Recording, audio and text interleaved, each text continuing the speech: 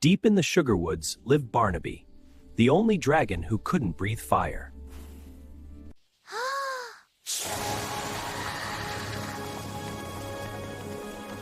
The other dragons laughed, until one day, the great chocolate river froze solid. Barnaby took a deep breath, let out a giant sneeze, and turned the ice into delicious strawberry jam.